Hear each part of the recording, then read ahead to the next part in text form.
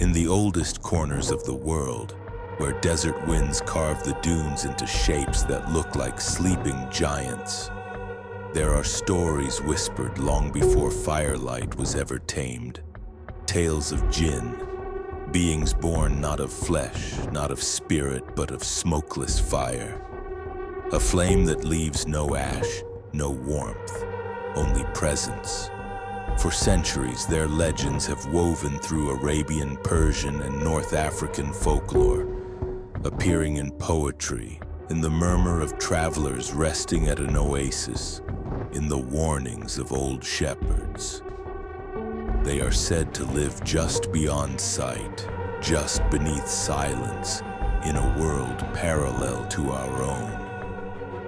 The word for it varies from tribe to tribe, but it always means the same thing: the unseen.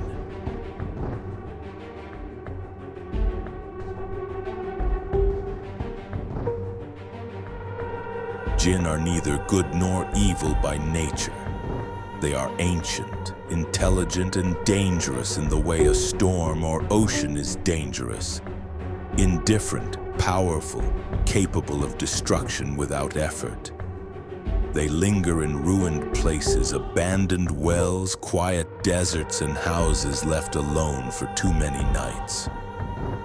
They are shapeshifters, tricksters, deal-makers, and watchers.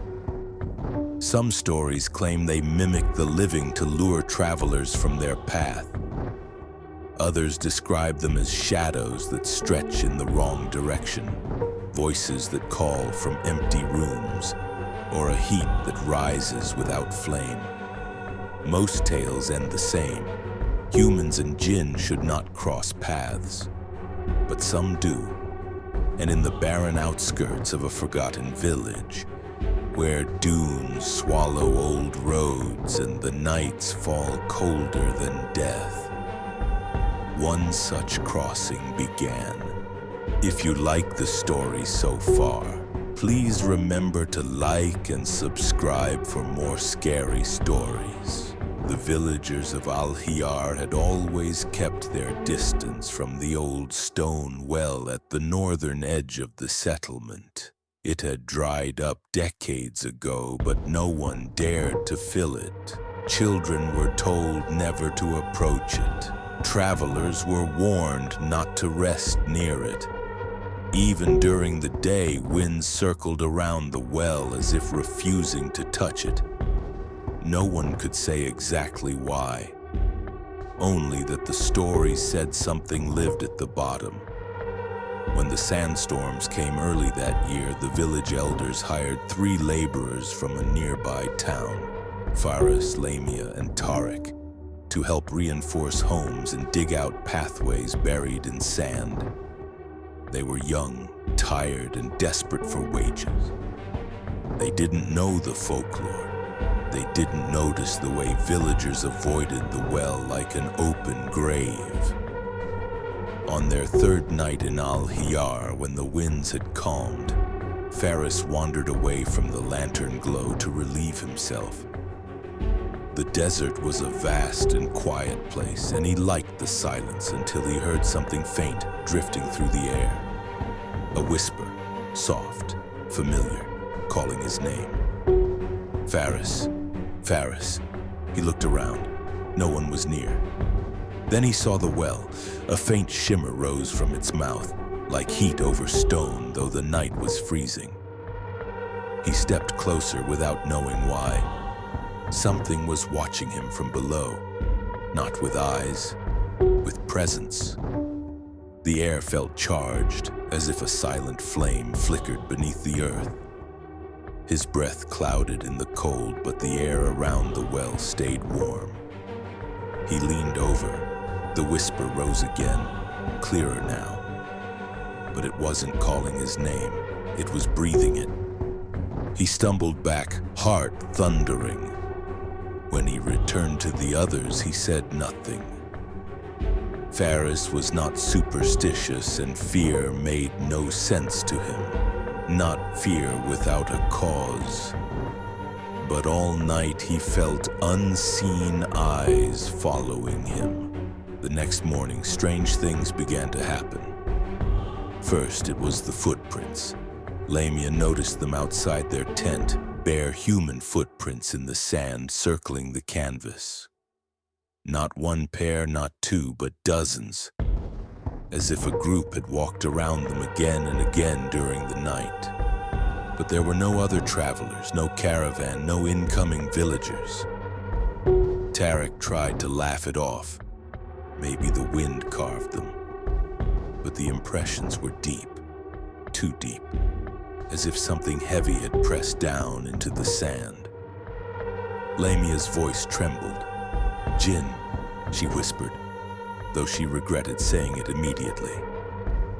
Farthest felt the warmth on his skin again, the same warmth from the well. His hands shook, though the morning air was frigid. All three agreed to finish their work early and leave the next day. The desert had other plans. That night, the temperature dropped sharply. The lantern oil burned low. The wind hissed softly outside their tent. Farthest couldn't sleep. Something was moving outside, slow, dragging footsteps. When he peeked through the tent flap, he froze. A shadow stood behind the tent, tall, wrongly shaped. Its outline shimmered like heat waves. It shifted and jittered as though made of smoke, struggling to hold the shape of a man. No face, no features, just movement. Watching. Then it stretched, its outline lengthening unnaturally, slipping behind the dunes. Farthest shut the flap and backed away. Tarek saw his face. "What did you see?" Farthest could barely speak. "Something is out there." They sat in silence, listening to the wind scrape the dunes. Then came the voice, soft, familiar. "Help me." Lamia jerked upward. "That's my sister." But they were miles from home. "Don't listen," Farthest whispered. The voice came again, closer. "Help me, please." Tarek gripped his tools tighter. "It's mimicking someone." A hot gust blew through the tent, extinguishing the lantern. Darkness swallowed them whole. Farthest felt warmth inches from his face, breathing, though no air moved. He didn't dare open his eyes.